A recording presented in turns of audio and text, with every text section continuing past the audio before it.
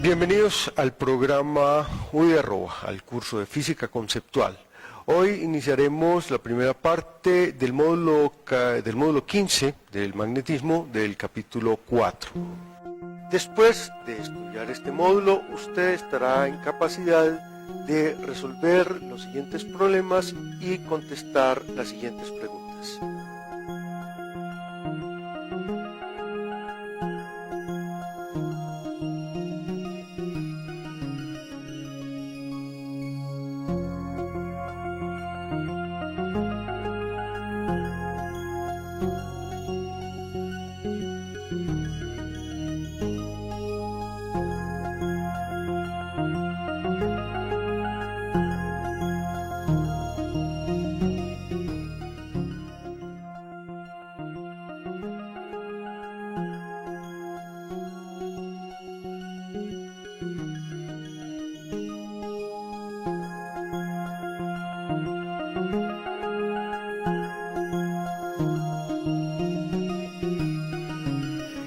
Muy a propósito de este tema, hemos traído este modelo que nos muestra el globo terráqueo suspendido por fuerzas magnéticas.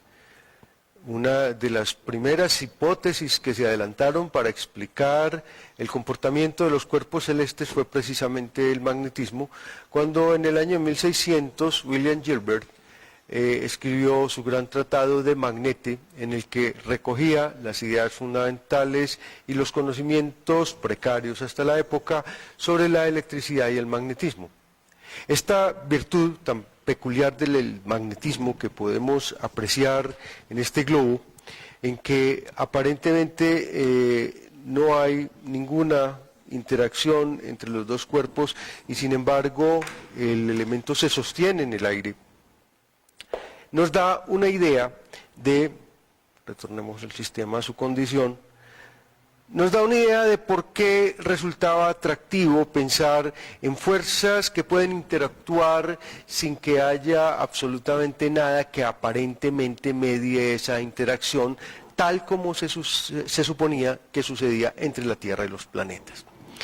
Si miramos esta figura, entonces podemos apreciar lo que fue la primera gran aplicación del magnetismo, cuando en la Europa de la Edad Media se redescubrió la brújula o se conoció la utilización de la brújula que se hacía en China.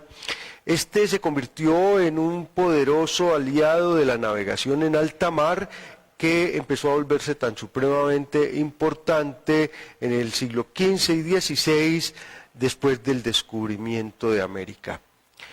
Como nos ilustra esta figura, en cada punto de la Tierra una aguja magnética se orienta apuntando aproximadamente hacia el polo norte geográfico. La gran virtud del magnetismo es el hecho de que los cuerpos se atraen con unas características que a veces nos recuerdan la interacción eléctrica, porque hay atracción y repulsión entre polos. Sin embargo, lo más notorio del magnetismo es la existencia permanente de dos polos magnéticos, como podemos ilustrar en esta figura. El magnetismo de un pedazo de hierro o de un cuerpo naturalmente magnetizado, como son las limaduras de hierro, como son la magnetita, que se encuentra en forma natural en muchas regiones de origen volcánico, como la isla Magnesia, a la que debe su nombre. Entonces tiene esta peculiaridad, un imán, un trozo de piedra imán, es capaz de atraer y de magnetizar cuerpos ferrosos, cuerpos de hierro, y se manifiesta en el hecho de que siempre presenta dos polos que son inseparables. En el caso de la electricidad nosotros veíamos cómo era posible separar la electricidad positiva de la electricidad negativa y aislarla completamente. En el caso del magnetismo no. En el caso del magnetismo, si uno trata de dividir un imán, lo que finalmente tiene dos imanes. El fenómeno de magnetización que nosotros podemos apreciar en esta parte de la gráfica nos muestra cómo en presencia de una barra magnética, una sucesión de limaduras dispersadas sobre una superficie adaptan esta configuración. Esta configuración ilustra lo que posteriormente habrá de llamarse las líneas del campo magnético, que son todas las posibles orientaciones en el espacio que toman cuerpos magnetizables debido a la presencia de un cuerpo magnético. Entonces, si atendemos a esta gráfica que tenemos ahora, podemos intentar una explicación del magnetismo suponiendo que un cuerpo magnetizable es un cuerpo en el que hay una gran cantidad de pequeños elementos magnéticos. La convención, como se puede apreciar acá, corresponde a ilustrar o a definir, a representar un pequeño imán por una flecha, de tal forma que la cabeza de la flecha siempre está apuntando hacia un norte magnético. Y entonces vamos a encontrar otra característica fundamental de los imanes, y es que los polos del mismo signo se repelen y los polos de signo contrario se atraen. De esta manera, una colección de imanes pueden asumir la configuración que vemos en la parte B de esta gráfica, en la que si un imán más poderoso externo se aplica al sistema, entonces puede hacer que todos los cuerpos se alineen. Podemos pensar entonces que el fenómeno de magnetización no es más que el fenómeno de reorientación de los pequeños imanes, de los pequeños elementos magnéticos que conforman a un imán mayor. También podemos explicar por qué los sistemas magnéticos o los sistemas magnetizables se pueden desmagnetizar cuando experimentan la acción mecánica de un golpe o cuando aumenta su temperatura. Si volvemos a esta gráfica y pensamos que este es un sistema magnetizado que corresponde a un alto grado de ordenación de sus elementos, podemos pensar que si el sistema absorbe energía térmica y cada uno de estos pequeños imanes empieza a moverse de una manera aleatoria, pues puede llegar a una configuración como la inicial. Pasamos de un sistema altamente ordenado a un sistema de distribución aleatoria. Podemos utilizar nuestro ya definido concepto de entropía para decir que la desmagnetización corresponde a la evolución de un sistema altamente ordenado hacia un sistema en el cual cada una de sus partes puede tener una orientación aleatoria. Entonces podemos decir que hemos perdido la orientación o que hemos perdido la información sobre la magnetización de ese sistema.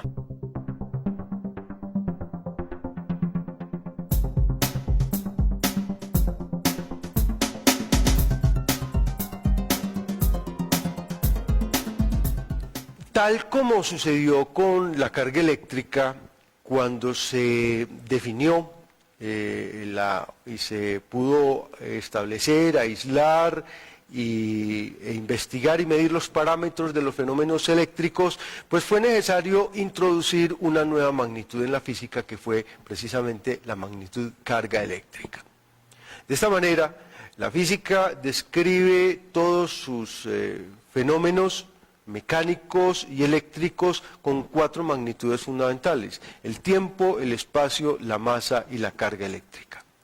Cuando se empezaron a hacer los estudios del magnetismo, pues pareció completamente normal introducir un nuevo concepto, el concepto de carga magnética.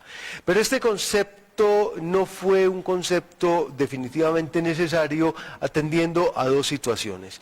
En primer lugar, era imposible demostrar la existencia de una carga magnética y era imposible aislar una carga magnética, habida cuenta de que siempre que se parte un imán se tienen dos imanes y así sucesivamente, y que el elemento magnético mínimo que se puede apreciar siempre es un dipolo magnético. Teniendo esto en cuenta, pero teniendo en cuenta otro descubrimiento muy importante, se puede hacer una descripción completa de los fenómenos magnéticos sin necesidad de introducir el concepto de carga magnética. Veamos. En esta gráfica queremos representar una corriente eléctrica y hemos identificado la existencia de un fenómeno magnético por el hecho de que siempre que hay magnetismo, una aguja magnetizada se orienta en la región donde se manifieste ese campo magnético. Pues bien, es posible generar campos magnéticos a partir de corrientes eléctricas. De esta manera vamos a poder explicar todos los fenómenos magnéticos a partir de corrientes eléctricas. Antes vamos a ver una grabación previa en el que vemos la acción de un imán sobre una aguja magnética. Podemos apreciar en esta grabación la acción de un imán, de una barra metálica magnetizada sobre una aguja magnética. Entonces podemos ver que dependiendo del extremo de la barra que se acerque a la aguja se orientará en una u otra dirección. Y que cuando la barra desaparece, la aguja de una manera espontánea se alinea de acuerdo con el campo magnético terrestre. Esta es la posibilidad de utilizar el magnetismo como una brújula, tal y como habíamos indicado anteriormente. Ahora estamos viendo cómo sobre la barra, sobre la aguja, actúa el otro extremo de la barra y produce una atracción del extremo que apunta hacia el sur.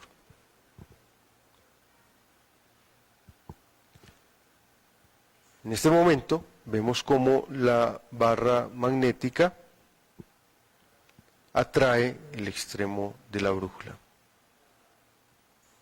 Es importante anotar que cualquier cuerpo magnetizado interactúa con un cuerpo magnetizable y que podríamos haber tenido una interacción similar a la de esa brújula si simplemente hubiéramos acercado a la aguja un trozo metálico. En el siguiente BTR vamos a ver ya cómo la brújula se convierte, gracias a un sistema de orientación, a un sistema convencional de signos de orientación, en un elemento importante para la navegación. Veamos este BTR de la siguiente realización de la brújula. Ya la misma aguja que teníamos antes está sobre una carátula que nos indica los puntos cardinales. Entonces el sistema de orientación pues es sencillamente mover el sistema de referencia de tal forma que podamos orientarnos. Veamos ahora cómo realizar, cómo visualizar la acción de un cuerpo magnético mediante limaduras de hierro. Debajo del papel hay un imán de relativa potencia y estamos dispersando limaduras de hierro. Las limaduras de hierro, cada una de ellas es una pequeña aguja magnética que se va a orientar en presencia del imán. Es interesante hacer esta experiencia recogiendo limadura y apartando limadura con un imán, por ejemplo, de la arena.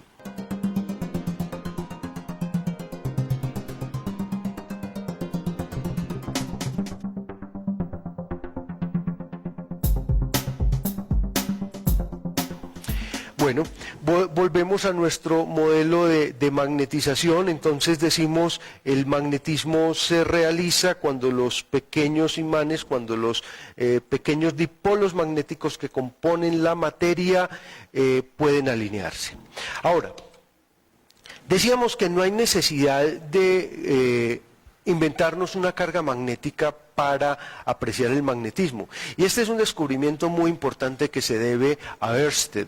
Ørsted descubrió que cuando por un alambre circula una corriente eléctrica, una brújula que está en su vecindad inmediatamente se orienta. Esto lo que quiere decir es que los campos magnéticos se pueden generar a partir de las corrientes eléctricas. Entonces el magnetismo lo vamos a explicar sencillamente como un efecto de la acción de las corrientes eléctricas. De modo que la carga eléctrica va a tener dos responsabilidades. Va a ser responsable de la atracción electrostática, pero también va a ser responsable de la atracción magnética. Veamos el siguiente BTR, en el que nos muestra un modelo magnético, un modelo en el cual por un alambre recto, cerca del cual se coloca una brújula, en el momento en que en este alambre circula una corriente, entonces se aprecia la acción de la brújula. Primero tenemos el modelo de magnetización, vemos cómo se orientan en presencia de un imán los pequeños imanes. Esto nos da inclusive la posibilidad de grabar información dependiendo de cómo estén orientados unas magnéticas, y es la clave fundamental para los sistemas de video grabado. No podemos pensar, miremos en esta ilustración, nosotros podemos pensar que en una región, en una cinta, por ejemplo, magnética, lo que se depositan son imanes microscópicos, agujas microscópicas que están orientadas al azar. Y si uno va pasando por acá un campo magnético, puede hacer que todas estas agujas se orienten de esta manera, o se orienten de esta manera, o de varias maneras. Entonces, toda esta colección de orientaciones va a corresponder a información que está grabada sobre las condiciones en las que fue sometido al magnetismo una cinta. Esto es información que se puede recuperar cuando alternativamente un sistema que detecta el campo magnético se pasa sobre la cinta, y entonces podemos grabar información, recuperar información o borrar información. Por eso se advierte y se tiene tanta precaución de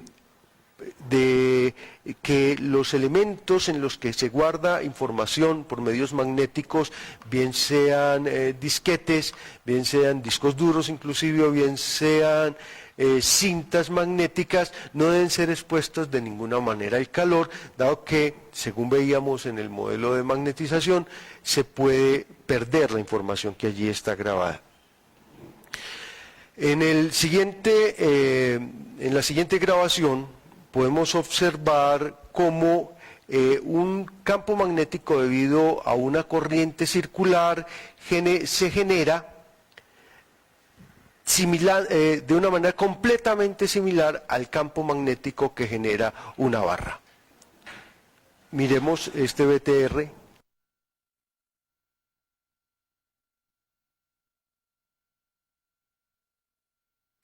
Veíamos acá en este BTR cómo cuando circula la corriente, inmediatamente la brújula se coloca en una posición perpendicular. Entonces, la situación que tenemos es la siguiente. Si hacemos circular una corriente eléctrica en este cable, y en la vecindad del cable colocamos una brújula, veremos cómo se produce un campo magnético de igual intensidad a una distancia r de la corriente. Análogamente, nosotros podemos tener una corriente en forma de una espira, y entonces cuando la corriente circula a lo largo de la espira, aquí se puede producir un campo magnético que es absolutamente idéntico al campo magnético que se produciría si, en lugar de tener la espira con una corriente circulante, nosotros tuviéramos un imán de barra. Entonces va a haber esta posibilidad: generar un campo magnético a partir de un imán de barra, o generar un campo magnético a partir de una espira y su comportamiento examinado a lo largo de todo el espacio mediante pequeños dipolos de prueba, o sea, brújulas microscópicas que se ponen a todo alrededor, nos dice no hay posibilidad de distinguir, hay una completa equivalencia entre el campo magnético que genera una barra magnetizada o el campo magnético que genera una espira. Entonces, ¿qué pasa? Esto nos da una posibilidad de una aplicación muy importante, y es la de construir electroimanes. Miremos esta gráfica. En esta gráfica nosotros podemos apreciar un embobinado por el cual va a circular una corriente eléctrica siempre en la misma dirección. Entonces, este embobinado va a producir en el interior un campo magnético que sencillamente se puede prender y apagar. Algo como lo que sucede en este sistema. Nosotros básicamente lo que tenemos en este elemento es un electroimán. Este es un equipo pues un poco sofisticado, no es un sencillo electroimán, es un electroimán que tiene además un detector que está detectando las oscilaciones y la distancia de este globo a este sitio, y que está controlando la intensidad de la corriente eléctrica, similar completamente a la de esta gráfica, que genera el campo magnético necesario para sostener este globo. Hagamos la siguiente experiencia. Voy a cortar la corriente eléctrica que sostiene el electroimán, y entonces lo que nos sucede es que sencillamente el elemento se cae. Porque deja de actuar el electroimán y entonces queda actuando un imán absolutamente convencional. De nuevo, coloco el globo en la situación en que se sostiene no solamente por la fuerza del imán, sino además por la acción del electroimán que está actuando sobre él. Entonces, hemos llegado a algo que es supremamente interesante, que es supremamente importante, y es, la posibilidad de generar campos magnéticos con corrientes eléctricas. Y entonces digamos ahora algo además sobre el sentido de estos campos magnéticos. En esta gráfica tenemos una ilustración de lo que se llama la regla de la mano derecha. Si el pulgar de la mano derecha apunta en la dirección de la corriente eléctrica, los dedos se están arrollando en la dirección del campo magnético. El campo magnético generado por una corriente eléctrica rectilínea, pues es un campo magnético que presenta unas características muy particulares porque es un campo magnético circular. Nosotros inicialmente estábamos acostumbrados a los campos magnéticos de los imanes, de los dipolos magnéticos, que son campos magnéticos que siempre salen del polo positivo y llegan al polo negativo. En este caso, de las corrientes eléctricas, tenemos campos magnéticos completamente cerrados. Pero en uno y otro, miremos esta gráfica, en uno y otro, bien sea en el campo magnético generado por una corriente, que es un campo magnético circular, si la corriente es una corriente rectilínea, o en el campo magnético generado por una espira, que es un campo magnético similar exactamente al de un dipolo. En uno y otro, las líneas de campo magnético tienen una peculiaridad, y es que son líneas que se cierran sobre sí mismas. Bueno, con esto concluimos la primera parte del módulo 15 sobre magnetismo del capítulo 4 de nuestro curso de física conceptual para U de Arroba.